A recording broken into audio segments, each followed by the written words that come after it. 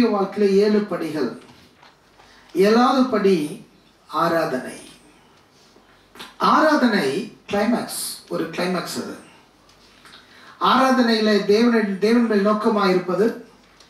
2வது தேவனோடு தொடர்பு கொள்வது. 3வது தேவன் சொல்லுவதை கேட்பது. That is the climax.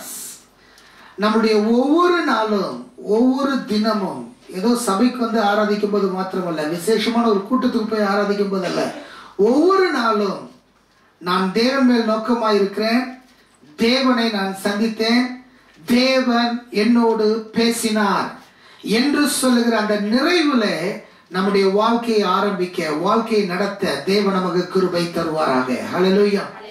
ஞாயிற்றுக்கிழமை மாத்திரம் தேவன் என்று சொல்லுகிற ஒரு செத்த தெய்வத்தை நாம் ஆராதிக்கவில்லை. ஒவ்வொரு நாளும் என் தேவனோடு இடைப்படுகிறேன் என்று சொல்லுகிற ஜீவனுள்ள தேவனை நாம் ஆராதிக்கிறோம். ஹல்லேலூயா, ஹல்லேலூயா. தெய்வத்தை, தெய்வீகத்தை இல்லாவிட்டால் கடவுள் என்று சொல்பவைகளை சுமக்கிற ஜனங்களாய் நீங்களும் நானும் இல்லை. அனுதினமும் நம்மை சுமக்கிற தேவனை நாம் ஆராதிக்கிறோம். ஹல்லேலூயா. அனுதினமும் நம்மை சுமக்கிறவர், நம்முடைய பாதம் கல்லில் ராதபடி தம்முடைய தூதர்களுக்கு கட்டளையிட்டு பாதுகாக்கிறவர், நான் வலது புறமாவது இடது புறமாவது சாயும் போது இதுதான் வழி என்று என்னை சொல்லி நடத்துகிற தேவன். சோ இந்த அனுபவம் அனுதினமும் வேண்டும், அனுதினமும் வேண்டும். நெடுநாளாய் காத்திருக்குதல் இருதயத்தை இளைக்க பண்ணும்.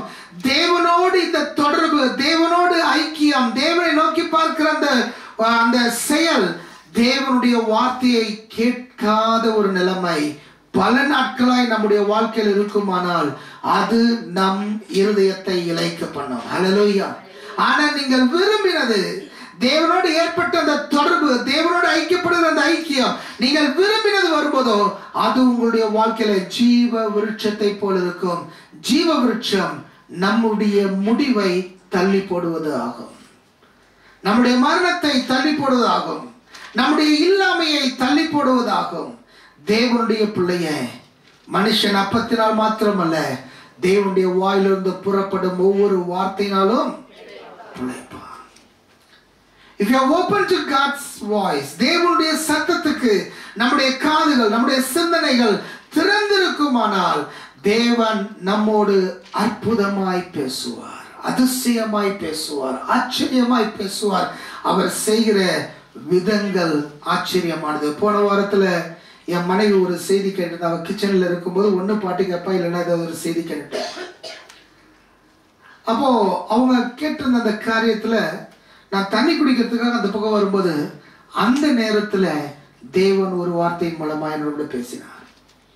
சோ நம்மளோட இருக்கிற தேவன் அவர் பேச விரும்புவதை எப்படியும் பேசுவார். ஆனா கேட்க காது நமக்கு இருக்குதா?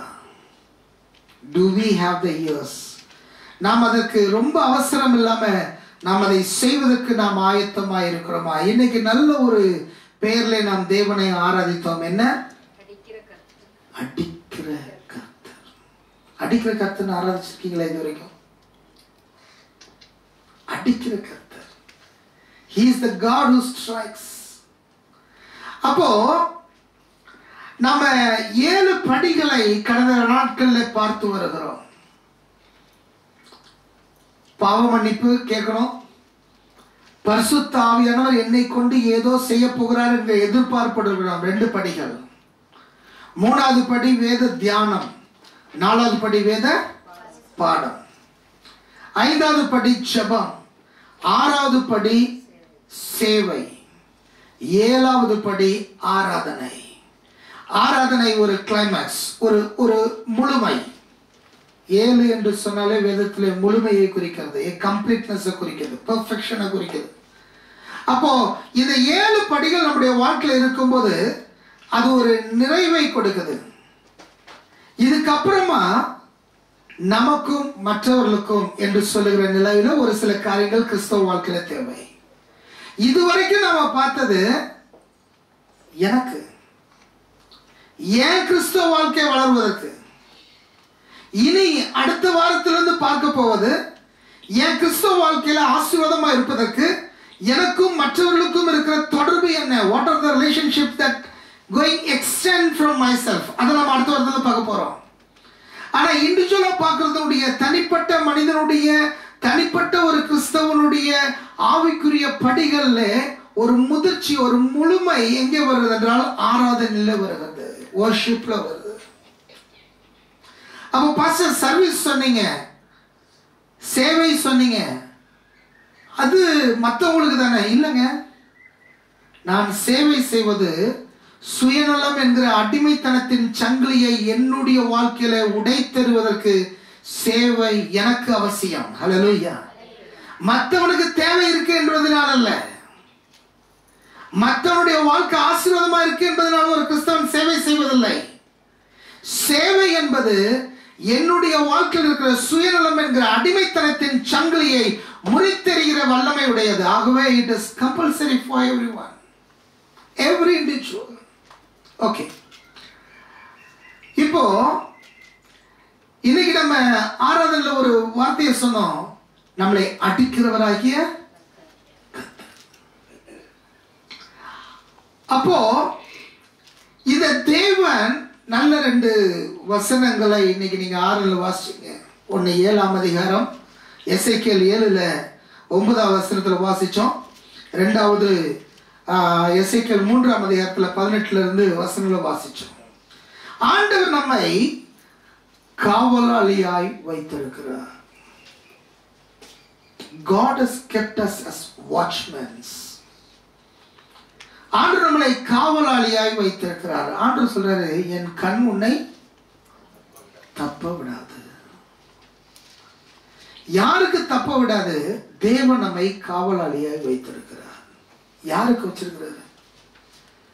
நம்ம ஒரு டிவியை பார்த்து, பேப்பரை பார்த்து இந்திய தேசத்தின் பிரதம மந்திரி சரியில்லைன்னு சொல்லுவோம், சீஃப் மினிஸ்டர் சரியில்லைன்னு சொல்லுவோம், மேல இருக்கிற அதிகாரிகள் சரியில்லைன்னு சொல்லுவோம், அந்த ஊழியக்காரங்க சரியில்லை, இந்த ஊழியக்காரங்க சரியில்லைன்னு சொல்லுவோம். ஆனா அதுக்கெல்லாம் தேவன் நமக்கு அதிகாரம் கொடுக்கல. அதை முதல் புரிஞ்சுக்க. ஆண்டவர் நம்மள அவங்களுக்கு காவலாளியா வைக்கல. ஆண்டவர் நம்மள ஒரு சிலருக்கு காவலாளியாய் வைத்திருக்கிறார். அந்த ஒரு சிலரை எச்சரிக்க வேண்டியது நம்முடைய கடமை. It is our responsibility. நமக்கு மேல இருக்கிற உன்னதத்தில் இருக்கிற அவங்கள பார்த்து அவங்க சரியில்லைன்னு சொல்றதுனால, ஆண்டவர் உன்னை காவலாளியா அங்க வைக்காதனால நீ சொல்றதுனால பிரயோஜனம் இல்லை. நீ சொல்றதுனால பிரயோஜனம் இல்லை. ஆனா தேவன் உங்களையும் என்னையும் நம்ம ஒவ்வொருத்தரையும் ஒரு சில இடங்கள்ல தேவன் நம்மை காவலாளியாய் வைத்திருக்கிறார். ஹல்லேலூயா. அந்த ஒரு சில இடங்கள்ல நம்மை காவலாளியாய் வைத்திருக்கிற நாம் நம்முடைய வேலையை சரியாய் செய்கிறோமா? அதை இந்த காலை வேளையில உங்களுக்கு முன்பாக கேள்வியாய் வைக்க விரும்புகிறேன். முதலாவது, தேவன் நம்மை காவலாளியாய் வைத்திருப்பது நம்முடைய குடும்பத்திற்கு. ஒரு தகப்பனாய், ஒரு குடும்ப தலைவனாய், குடும்பத்திற்கு, உங்களுடைய குடும்பத்தில் இருக்கிற நபர்கள், மனைவியானாலும் சரி, பிள்ளைகளானாலும் சரி, அவங்க செய்கிற தவறுகளை, அவங்களுக்கு விரோதமாய் வருகிற ஆபத்தை கண்டு எச்சரிக்கிற ஒரு தகப்பனாய், தலைவனாய் நீ இருக்கிறாயா? ஒரு தாயாய் நீ இருக்கிறாயா என்பது உன்மேல் வைக்கப்படுகிற ஒரு கேள்வி. ஆண்டவர் உன்னை ஒரு தாயாக உன் பிள்ளைகளுக்கு காவலாளியாய் வைத்திருக்கிறார். மூத்த சகோதரனாக உன்னை ஒரு காவலாளியாய் வைத்திருக்கிறார். கணவனாக உன்னை ஒரு காவலாளியாய் வைத்திருக்கிறார். மனைவியாக ஒரு காவலாளியாய் வைத்திருக்கிறார். கணவனுக்கு மனைவி எச்சரிக்க வேண்டிய ஒரு சில இடங்கள் உண்டு. மனைவிக்கு கணவன் எச்சரிக்க வேண்டிய ஒரு சில இடங்கள் உண்டு. பிள்ளைகளுக்கு பெற்றோர் எச்சரிக்க வேண்டிய ஒரு சில இடங்கள் உண்டு. அந்த இடங்களை நான் சரியாக செய்கிறேனா? ஹல்லேலூயா. ஹல்லேலூயா. Family is the first institution that God has made. தேவனால் உருவாக்கப்பட்ட முதல் ஸ்தாபனம் குடும்பம் என்பது. அந்த ஸ்தாபனத்தில் தேவன் நம் ஒவ்வொருவரையும் காவலாளியாய் வைத்திருக்கிறார். அப்ப அந்த குடும்பத்தில் வரப்போகிற ஆபத்தை, வரப்போகிற பிரச்சனையை, வரப்போகிற விபத்தை நான் முன்கூட்டி அறிந்து அந்த குடும்ப நபர்களுக்கு பகிர்ந்து கொள்கிறேனா, எச்சரிக்கிறேனா, கண்டிக்கிறேனா, காரியங்களை செய்கிறேனா என்பது என்னை தேவன் காவலாளியாய் வைத்திருக்கிறார். Are we right in that perspective? அந்த சூழ்நிலை நான் சரியாய் செயல்படுகிறேனா என்பது நம்முடைய கேள்வியா இருக்குது. நம்ம பிள்ளைங்க எப்படிப்பட்ட ட்ரெஸ் உடுத்துறாங்க, நீ காவலாளி. நம்ம பிள்ளைகளுடைய ஹேர் ஸ்டைல் எப்படி இருக்கு, நீ காவலாளி. அவங்களுடைய பேச்சு எப்படி இருக்குது, எப்படிப்பட்ட பேச்சை அவர்கள் பேசுகிறார்கள், நீ காவலாளி. அவங்க கீழ்ப்படுகிறாங்களா கீழ்ப்படிலையா அதல்ல கேள்வி, நீ எச்சரிக்கிறாயா எச்சரிக்கவில்லையா அதுதான் கேள்வி. ஹல்லேலூயா, ஹல்லேலூயா. நீ எச்சரிச்சியா எச்சரிக்கலையா, நீ சொல்ல வேண்டியதை சொன்னியா சொல்லலையா. இது சொன்ன அவங்க வருத்தப்படுவாங்க அப்படின்னு நீ சொல்லாம இருக்கிறியா. Be careful, ஜாக்கிரதை. தேவன் உண்மையிலே கணக்கு கேட்கிற தேவனாய் இருக்கிறார். அவருடைய கண் உன்னை தப்ப விடாது, என்னை தப்ப விடாது. ஹல்லேலூயா. நம்முடைய குடும்பங்கள்ல தேவன் நாம் வேதத்தை வாசிக்க நான் தேவனோடு என்னுடைய பாவ அறிக்கையை நான் செய்ய ஆவியானவர் என்னை கொண்டு ஒரு காரியத்தை செய்ய போகிறார் என்கிற எதிர்பார்ப்பு நம்முடைய வாழ்க்கையில் இருக்க நான் வேதத்தை தியானிக்க, வேதத்தை படிக்க ஆரம்பிக்கும் போது, ஜெபத்தில் என்னை நான் தாழ்த்த ஆரம்பிக்கும் போது, சேவை செய்ய ஆரம்பிக்கும் போது, ஆராதிக்க ஆரம்பிக்கும் போது, என்னுடைய வாழ்க்கையின் தராதர ஸ்டாண்டர்ட் இருக்கு பார்த்தீங்களா, அளவுகோல்னுவாங்க, அந்த அளவுகோல் உயர்ந்து கொண்டே போகும். The scale in my life will increase day by day. தேவனை குறித்த அறிவுல, தேவனை குறித்த காரியத்தில் நான் வளர வரல, என்னுடைய வாழ்க்கை தராதரம் வளர்ந்து கொண்டே போகும். அப்படி வளர்ந்து கொண்டு போகும்போது ஆண்டவருடைய இருதயத்தில், உடைய சிந்தனையில ஒரு சில எச்சரிப்பை, சீக்கிரமாய் உணரத்தக்கதான எச்சரிப்பின் மணியை தேவன் நம்முடைய இருதயத்தில் தருவார். அதை நீ சரியாய் சொல்லுகிறாயா, சரியாய் பகிர்ந்து கொள்ளுகிறாயா? ஆண்டு நமக்கு தேவன் நல்ல ஒரு குடும்பத்தை தந்திருக்கிறார். அந்த குடும்பத்தில் எச்சரிக்க வேண்டியது என்னுடைய கடமை. இரண்டாவது, தேவன் நமக்கு ஒரு தொழிலை, ஒரு வேலையை, ஒரு வியாபாரத்தை எனக்கு வெளியில் தந்திருக்கிறார். சோ அந்த இடத்துல என்னுடைய சரியான எச்சரிப்பை கொடுக்க வேண்டிய கடமையிலே நான் இருக்கிறேன். தேவன் நம்ம எங்கேயாவது ஒரு இடத்துல வேலையில் வச்சிருக்கலாம், ஏதோ ஒரு இடத்துல ஒரு வியாபாரத்தில் வச்சிருக்கலாம். நம்மளை ஆண்டவர் காவலாளியா வச்சிருக்கிறார். உலகத்தில் ஏதாவது ஒரு காரியம் தேவன் நம்மளை காவலாளியாக வைத்திருக்கிறார். We have to be vigilant. ஜாக்கிரதை. தேவன் நம்மை நித்திய வாழ்க்கைக்கு காவலாளியாக வைத்திருக்கிறார்.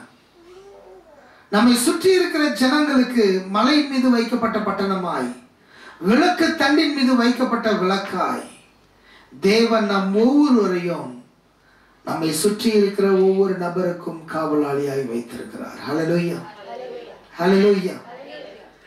நாம் அந்த எச்சரிப்பை கொடுக்கிறோமா?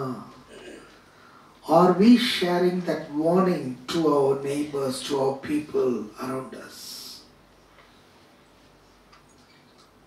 தேவன் நம் ஒவ்வொருடைய வாழ்க்கையிலும் காவலாளி என்கிற நிலைமையை வைத்திருக்கிறார்.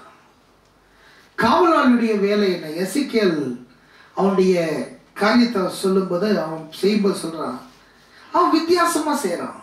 ஒரு சில காரியங்களை வித்தியாசமா செய்யறான். ஒரு பக்கம் திரும்பி படுத்துட்டு இருப்பான் கொஞ்சம் நேரம், அதுக்கப்புறம் இன்னொரு பக்கம் திரும்பி படுத்துட்டு இருப்பான், பேசவே மாட்டான். இவன் போய் நீ இதை பண்ண அதை பண்ண அதெல்லாம் சொல்ல. He was doing something. அவன் ஏதோ ஒன்றை செய்கிறான். இவன் இதை வித்தியாசமாய் செய்கிறான். செய்கிறான் என்று சொல்லி மற்றவர்கள் பார்த்து என்ன பண்றாங்க, அவன்கிட்ட வந்து கேட்கறாங்க, ஏன்பா பண்ற? அவங்களுக்கு இவன் சொல்றான். அதுதான் காவலாளி, அதுதான் காவலாளி.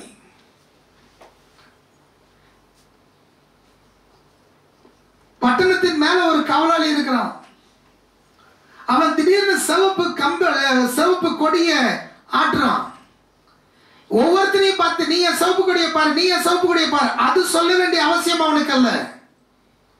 ஆனா பட்டணத்தில் இருக்கிற அத்தனை பேரும் அப்பப்போ அவனை பார்க்க வேண்டிய அவசியம் இருக்கு இருக்கு. மேல இருக்கிறான், அவன் எக்காலம் ஊதுறான். எக்காலம் ஊதும் போது கேட்க வேண்டிய அவசியம் மற்றவர்களுக்கு. அவன் ரெகுலரா செய்யறதுல இருந்து வித்தியாசமா ஏதோ ஒண்ணு செஞ்ச உடனே அது அவர்களை கவர்ந்திருக்கிறது. என் காதுல பெரிய ஒரு ஹெட்போனை மாட்டிட்டு நான் பயங்கரமா வேற பாட்டு கேட்டுட்டு இருக்கலாம். That is your choice. வீட்டுல ஜாலியா பேசிட்டு வேற மாதிரி இருக்கலாம். That is your choice. அங்க கூட்டி அங்கேயும் பலவிதமான சத்தம் போட்டு குமாலமா இருக்கலாம். அது உன் சாய்ஸ். ஆனா ஜாக்கிரதையா இருக்கிறவன் அப்பப்ப காவலாளியை பார்க்க வேண்டிய அவசியம் இருக்குது. ஹல்லேலூயா. அப்படியாக உங்களை சுத்தி இருக்கிற ஜனங்கள்ல ஒரு சிலர் உங்களுடைய நடவடிக்கைகளை பார்த்து கொண்டு இருக்கிறார்கள். அதை நாம மறக்க கூடாது. உலகத்துல ஒரு பழமொழி உண்டு, I am seeing the world with 2 eyes, the world is seeing me with 1,000 eyes. நான் இந்த உலகத்தை 2 கண்களால் பார்க்கிறேன், இந்த உலகமோ என்னை 1000 கண்கள்ல பார்த்து கொண்டிருக்குது. உங்களை பார்க்கிறவங்களுக்கு நீங்க காவலாளிங்க. ஹல்லேலூயா. உங்களை பார்க்கிறவங்களுக்கு நீங்க காவலாளி. உங்களை பார்க்காதவங்களுக்கு பிரச்சனையே இல்லை.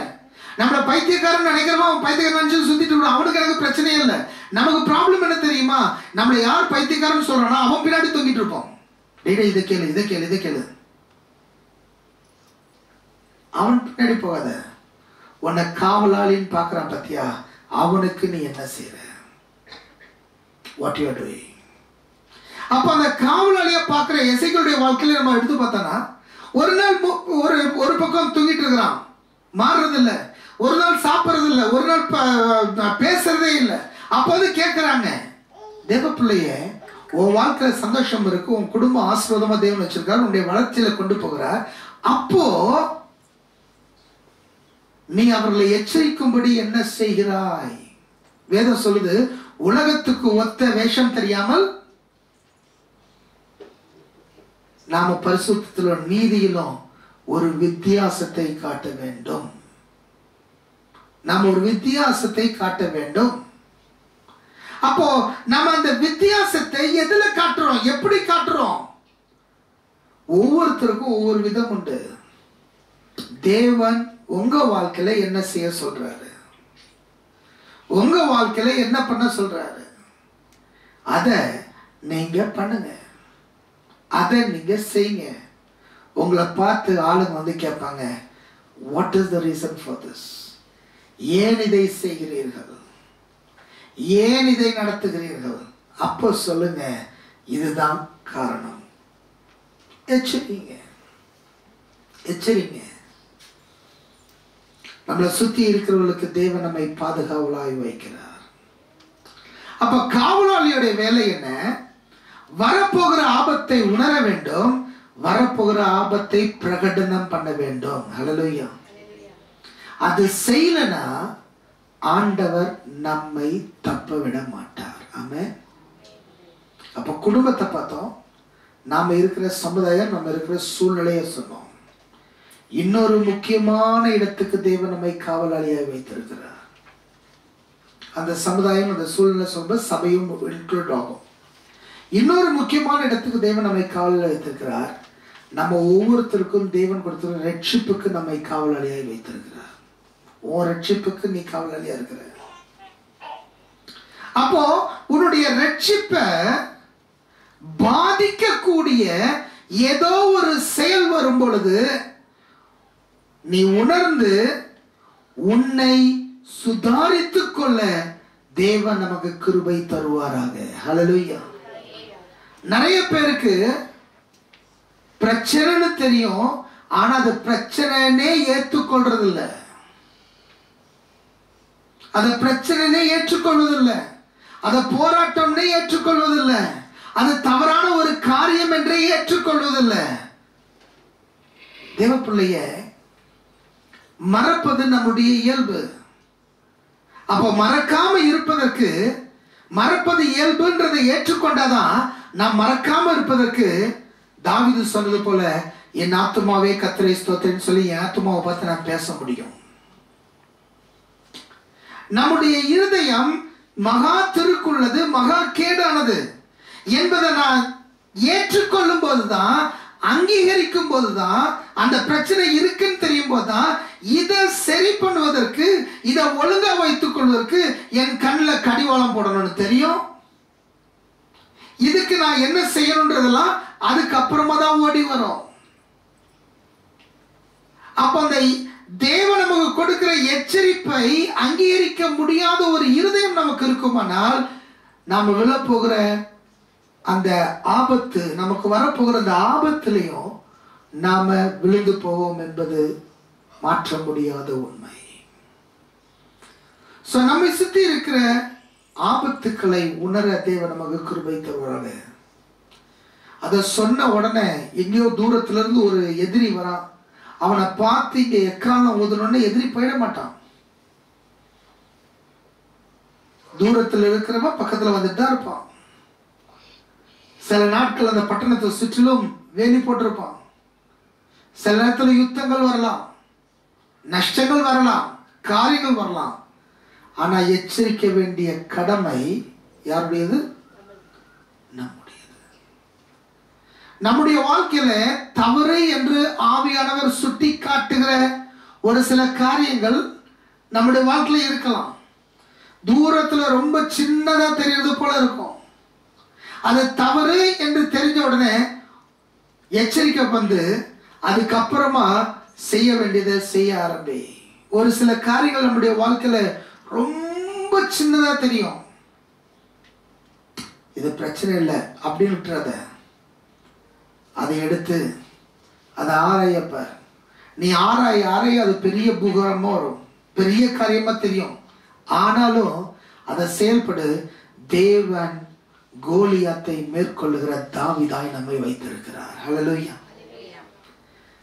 நம்முடைய வாழ்க்கையில கோலியாத்தை முதல் தாவீது சந்திக்கும் போது அவன் எங்க இருந்தோ கத்திட்டு இருக்கிறான். அவனுக்கும் தாவீதுக்கும் சம்பந்தமே இல்லைன்ற தூரத்துல இருக்கிறான். அவனுக்கு தாவீது ஒண்ணுமே தெரியாது. ஆனா அந்த சின்ன சத்தம் தான் என்ன சத்தம்? இஸ்ரவேலின் தேவனாகிய கர்த்தரை தூஷிப்பதற்கு இவன் யார்? சேனைகளின் கர்த்தராகிய தேவனை தூஷிப்பதற்கு இவன் யார்?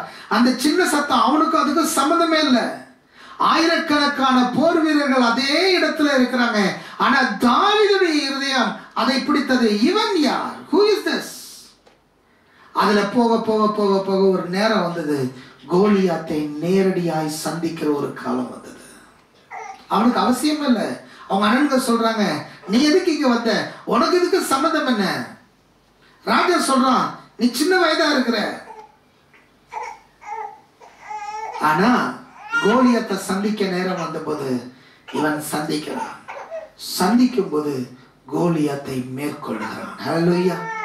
இது போன்ற ஒரு சில காரியங்கள் நம்முடைய வாழ்க்கையில தூரத்துல நமக்கு அதுக்கு சம்பந்தமே இல்லாதது போல ஒரு சில காரியங்கள் நம்முடைய இருதயத்தின் ஆழத்துல தோன்றும்.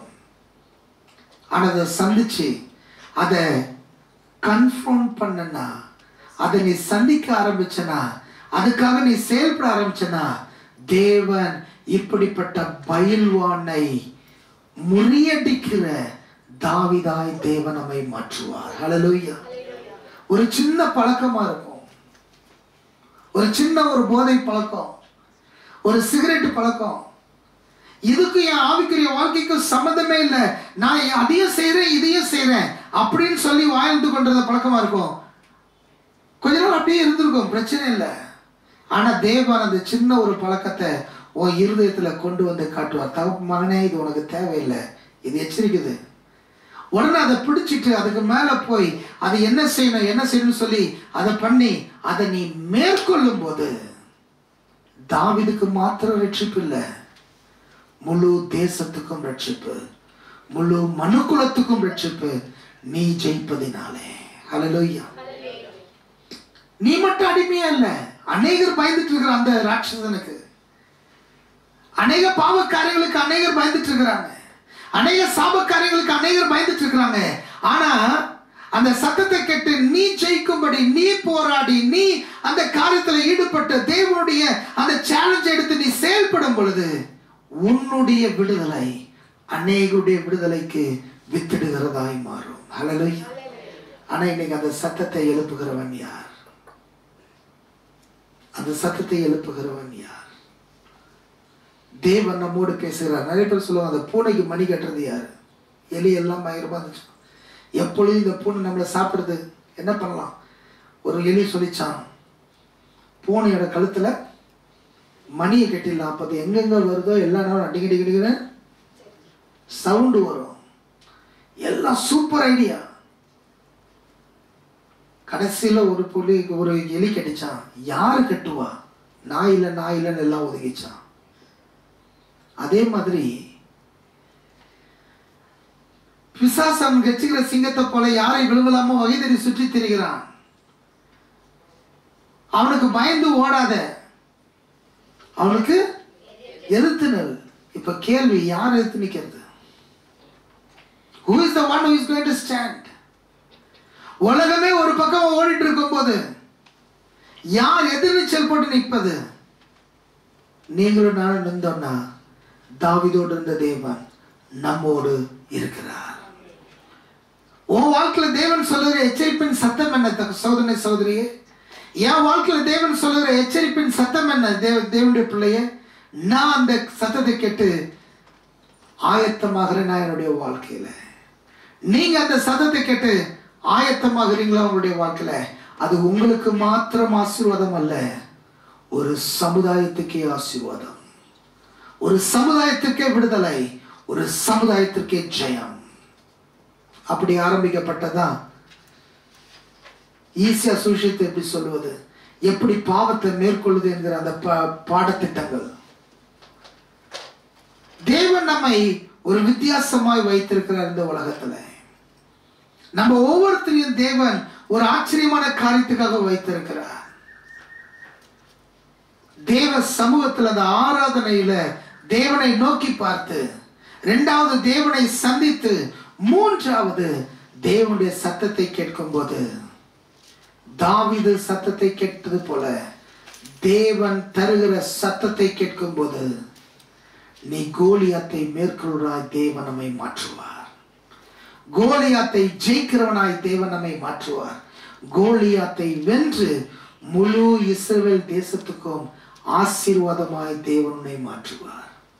ஒரு சில நேரங்களில் எலியா தீர்க்கதரிசியை போல பாகாலுக்கு முழங்காலை முடக்காத ஒருவனாய் நிற்க முடியும். 450 பேர் பாகால் தீர்க்கதரிசிக்கு ஆராதனை செய்யறவங்களா மாறுவாங்க. ஆனா நீ மாத்திரம் இந்த பக்கம் நிக்க முடியும். ஆனா தேவனுடைய சத்தத்தை நீ கேட்கிற தேவ பிள்ளையா இருந்தனா நீ ஆண்டவரை பார்த்து சொல்ல, ஆண்டவரே நீ தேவன் என்றும் உம்முடைய ஊழியக்காரன் நான் என்றும் இந்த ஜனங்கள் விளங்கிக் கொள்ளும்படியாக என் சத்தத்தை கேட்டவர்களும் என்று சொல்லும் பொழுது வானத்திலிருந்து அக்கினி வந்து அந்த பலிபீடத்தில் இருக்கிற எல்லாவற்றையும் நக்கி போட்டது என்று நாம் ஐ திங்க் 2 ராஜாக்கள் 18 வாசிக்கிறோம். நம்முடைய ஆண்டவர் நம்மோடு இடைப்படுகிற ஆண்டவர், நம்மோடு செயல்படுகிற ஆண்டவர். ஒவ்வொரு நாளும் நம்மோடு இடைப்படுகிற வல்லமையான தேவனை நாம் ஆராதிக்கிறோம். இந்த தேவன் நம்முடைய சூழ்நிலைகளை மாற்றவும் முடியும், அந்த சூழ்நிலை வழியாய் நம்மை கொண்டு போய் நம்மை வெற்றிப்படுத்தவும் முடியும். ஹல்லேலூயா. He can do both the things. ஆண்டவர் என் சூழ்நிலையை மாற்றக்கூடிய வல்லமை உடையவர். இரண்டாவது, அந்த சூழ்நிலை என்னை கொண்டு போய் என்னை அந்த சூழ்நிலையை மேற்கொள்ள ஜெயம் கொடுக்க வல்லமையுள்ள தேவனாய் இருக்கிறார். ஹல்லேலூயா. நீங்க எந்த நிலைமையில இருந்தாலும் அவருடைய சத்தத்தை மாத்திரம் கேள். நீ கேட்டனா உன் வாழ்க்கை வித்தியாசமாகும். நம்ம ஒவ்வொருத்தருக்கும் தேவன் ஒரு நோக்கத்தை வைத்திருக்கிறார், ஒரு திட்டத்தை வைத்திருக்கிறார். வயது ஒரு தடை அல்ல, படிப்பு ஒரு தடை அல்ல, நம்ம சூழ்நிலை ஒரு தடை அல்ல. அந்த தேவன் அவர் வானத்தையும் பூமியையும் உண்டாக்கின சர்வ வல்லமையுள்ள தேவன். அவர் இன்றைக்கு ஜீவனுள்ள தேவனாய் நம்மோடு கூட இருக்கிறார். நம்மோடு கூட செயல்பட ஆரம்பிக்கிற தேவனாய் இருக்கிறார். நம்மை நடத்துகிற தேவனாய் இருக்கிறார். நம்மை காண்கிற தேவனாய் இருக்கிறார். அவருடைய முகத்துக்கு ஓடி போகல, அவருடைய முகத்துக்கு நேராய் வர தேவன் நமக்கு கிருபை தருவாராக. ஹல்லேலூயா. நம்ம ஆவிக்குரிய வாழ்க்கையில படிகள் ரொம்ப ரொம்ப முக்கியம். அந்த படிகளுடைய கிளைமேக்ஸ் தேவனுடைய சத்தத்தை கேட்பது ஆகும். Are you hearing the word of God? தேவனுடைய சத்தத்தை உங்க வாழ்க்கையில நீங்க கேட்கிறீங்களா? தேவனுடைய சத்தத்தை என் வாழ்க்கையில நான் கேட்கிறேனா? அது ஏதோ ஒரு நாள் நடக்கிற ஒரு சம்பவம் அல்ல, அது அனுதினமும் நம்முடைய வாழ்க்கையில இருக்க வேண்டிய ஒரு காரியம். ஆண்டவரை நோக்கி பாரு, ஆண்டவரோடு கூட ஐக்கியப்படு, ஆண்டுடைய சத்தத்தை கேள். That is worship. அந்த சத்தத்திற்கு உன் சரீரத்தை முழுவதுமாய் ஒப்பு கொடுக்கும் போது அது புத்தியுள்ள ஆராதனையாய் மாறுகிறது. ஹல்லேலூயா. நம் சரீரங்களை ஜீவ பலியாய் ஒப்பு கொடுப்பது புத்தியுள்ள ஆராதனை. அதே சமயத்துல 1 கொரிந்தியர் 13ஆம் அதிகாரத்தை வாசிக்கும் போது, அங்கே அன்பை குறித்து வாசிக்கும் போது அங்கே சொல்லப்படுகிறது, தன் சரீரத்தை சுட்டரிக்க ஒப்பு கொடுத்தாலும் அன்பு உனக்கு இல்லாவிட்டால் சத்தமிடுகிற வெங்கலம் போல இருப்பாய். நம்ம சரீரத்தை தியாகமா கொடுக்கிறது அன்பு அல்ல, அவருடைய சத்தத்துக்கு கீழ்ப்படிவதல்ல. அவருடைய சத்தம் இன்னதென்று அறிந்து அதற்கு கீழ்ப்படிவது புத்தியுள்ள ஆராதனை. ஹல்லேலூயா. எதுக்கோ நான் தியாகம் பண்ணுகிறேன், அது இல்லைங்க புத்தியுள்ள ஆராதனை. ஒவ்வொரு மிலிட்டரி மேனா அவன் யுத்தத்துல போய் செத்தானா மரித்தானா அவன் தியாகம் பண்றான், தேசத்துக்காக தியாகம் பண்றான். அது தேவனுடைய ஆராதனையாய் மாறாது.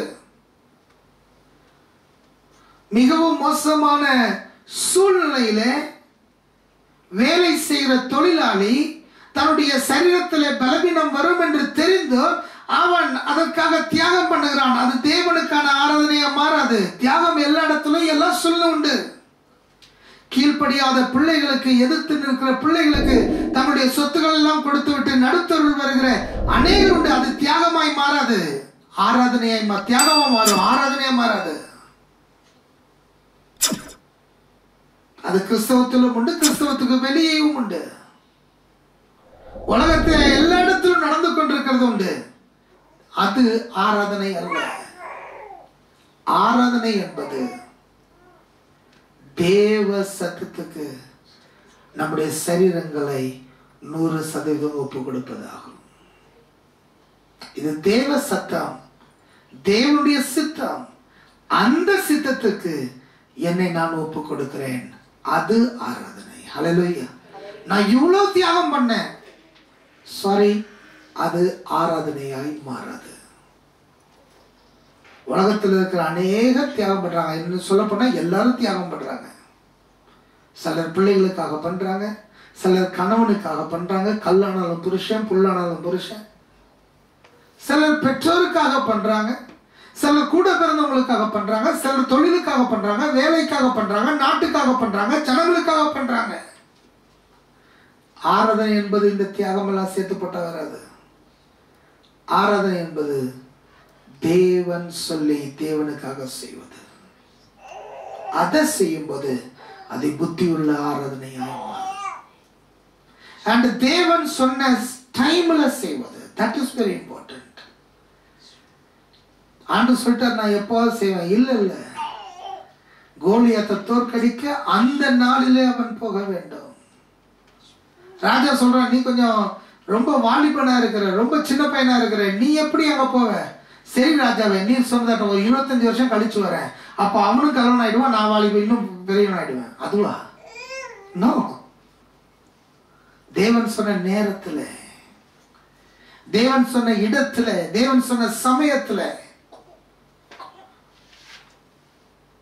உங்களுடைய வாழ்க்கையில, என்னுடைய வாழ்க்கையில அது அத்தியாவசியம் தேவை. பாஸ்டர் என்ன செய்யணும் சொல்லவே இல்லையே. நான் சொல்லல, அது உங்களுக்கும் தேவனுக்கும் நடுவில். என் ஆண்டவர் உயிர் உள்ள ஆண்டவர், நான் இங்க இருந்து கத்தி கத்தி சொல்லிட்டு ஆண்டவர் சொல்ல, நீங்க செய்ய வேண்டியதெல்லாம் நானே சொல்லிட்டு ஆண்டவருக்கு உயிரோட இருக்கணும். ஆண்டவர் உயிரோடு இருக்கிறார், உங்களோட பேசுவார். He will talk to you. He will speak to you. எதிர்பாருங்க. ஆண்டவரே நான் உன் மேல நோக்கமா இருக்கிறேன், நீங்க என்னோட பேசுங்க.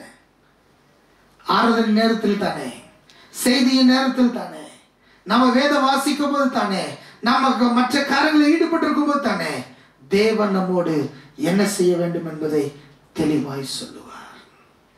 ஆச்சரியமாய் பேசுவார்.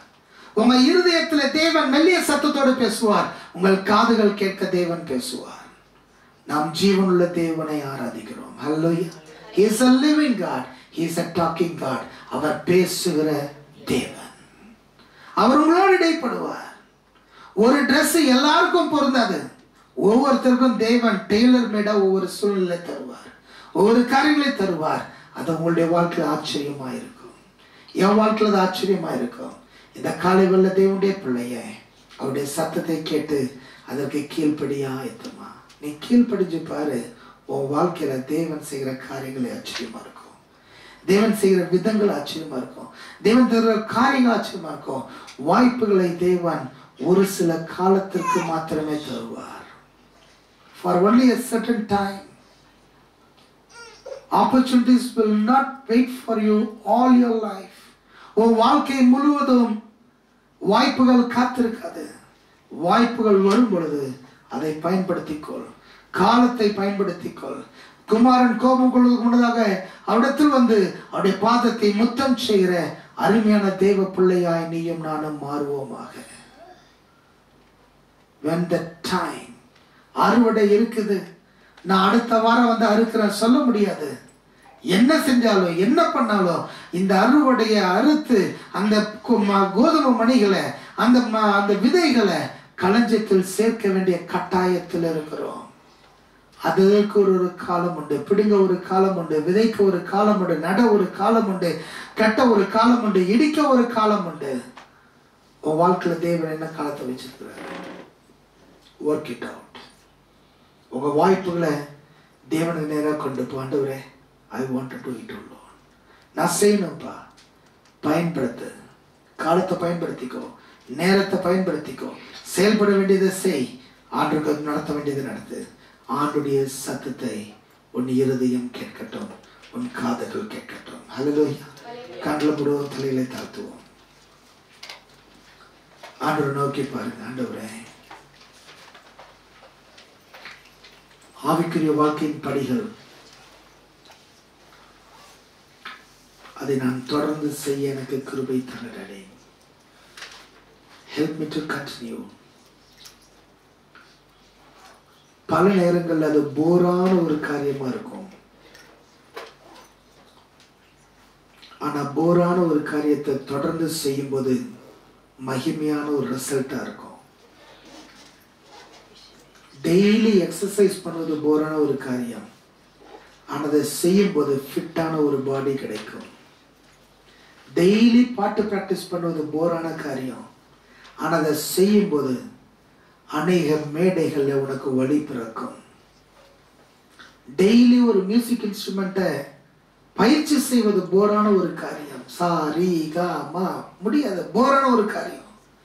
ஆனால் அதை தொடர்ந்து பயிற்சி வரும் பொழுது அநேகருடைய பாராட்டுதலுக்கு நீ பாத்திரவானாய் மாறுவாய்.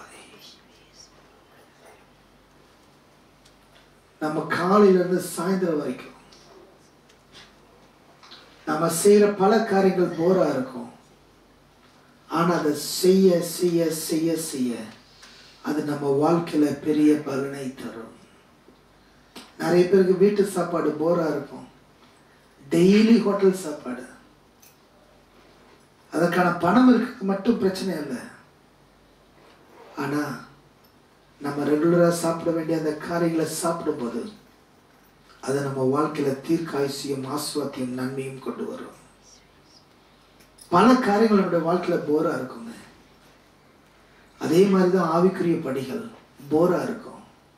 டெய்லி பைபிள் படிக்கணுமா, டெய்லி தியானம் பண்ணணுமா, டெய்லி நான் பைபிள் ஸ்டடி பண்ணணுமா, என்னுடைய வாழ்க்கை பாவ அறிக்கை குறித்து நான் ஜாக்கிரதையா இருக்கணுமா, தேவாவே என்னுடைய வாழ்க்கையில செய்ய வேண்டிய காரியத்தை எதிர்பார்க்கிற அந்த ஒரு எதிர்பார்ப்பையும் வாழ்க்கையில இருக்கணுமா, டெய்லி ஜெபம் பண்ணணுமா, டெய்லி நான் சேவை செய்யணுமா, டெய்லி நான் ஆராதிக்கணுமா, தேவ சத்தத்தை கேட்கணுமா? போரிங்.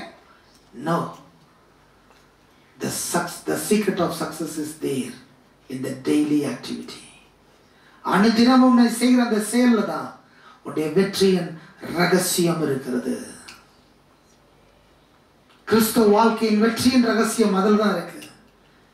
இன்னைக்கு அவங்க பின்னாடி போனா, இவங்க பின்னாடி போனா, அவங்க தலையில கை வச்சா, இவங்க தள்ள கை வச்சா, இல்ல அதுல இல்ல, நீ ஏமாந்துருவ. ஆனா உன் வாழ்க்கையில, கிறிஸ்தவ வாழ்க்கையில வெற்றியின் ரகசியம் நீ அனுதினமும் செய்கிற ஒரு சில ஆவிக்குரிய படிகளில் இருக்கிறது. தகப்பனே, எங்க வாழ்க்கையில இந்த கிருபையை தாங்கப்பா. வெகு நாளாய் காத்திருப்பது எங்க இருதயத்தை இளைக்க பண்ணும். விரும்பினது வரும்போதோ அது ஜீவ விருட்சம் போல இருக்கும். எங்க ஒவ்வொருடைய வாழ்க்கையிலும் ஆண்டவரே, வெகு நாளாய் காத்திருக்கிற அந்த காத்திருக்குதல் இருதயத்தை இளைக்க பண்ணியிருக்கலாம் அந்த நாட்கள்ல. ஆனா ஒவ்வொரு நாளும் உம்மை தரிசித்து உங்களுடைய பிரசனத்தினால் நிரப்பப்படுகிற அந்த ஜீவ விருட்சத்தை போன்ற அனுபவம் எங்கள் ஒவ்வொருடைய வாழ்க்கையிலும் இயேசுவின் நாமத்தில் அனுதினமும் வருவதாக, அனுதினமும் வருவதாக. இந்த மாதம் எங்களுடைய வாழ்க்கையில உம்மை சந்திக்கிற மாதமாய், உம்மை பார்க்கிற மாதமாய், உம்மோடு தொடர்பு கொள்கிற மாதமாய், உம்முடைய சத்தத்தை கேட்கிற மாதமாய், அதற்கு கீழ்ப்படுகிற மாதமாய் என் தேவன் இந்த மாதத்தை எங்களுக்கு நீர் மாற்றி தருகிறபடியால் உமக்கு நன்றி செலுத்துகிறேன். எங்க ஒவ்வொருத்தருடைய வாழ்க்கையில் நீர் வைத்திருக்கிற நோக்கம், திட்டம், அன்றைய காரியங்களுக்காக நாங்கள் செயல்பட வேண்டிய விதங்களை என் தேவன் எங்களுக்கு சொல்லித் தருவீராக. வாய்ப்புகளை பயன்படுத்திக் கொள்ள கிருபை தாங்க. Help us to use the opportunities that you have given to us, Lord. எங்களுக்கு கொடுத்திருக்கிற வாய்ப்புகளை, சந்தர்ப்பங்களை பயன்படுத்த எங்களுக்கு கிருபை தாங்கப்பா. எங்களை நாங்கள் ஜீவபலியாக ஒப்புக் கொடுக்கிறோம். அப்பா, நீங்க காரியங்களை வாய்க்க பண்ணுங்க, நீங்க காரியங்களை செயல்படுத்துங்க. உங்களுடைய சத்தத்தை கேட்கிற மகிமையான பிள்ளைகளாயிருக்க கிருபை தாங்க. நீ ஜீவனுள்ள தேவன். ஒவ்வொரு நாளும் உம்முடைய சத்தத்தை நாங்கள் கேட்க எங்களுக்கு கிருபை தாங்க. ஆசீர்வதிங்க. இயேசுவின் நாமத்தில் கேட்கிறோம் ஜெபம் பிதாவே. ஆமென்.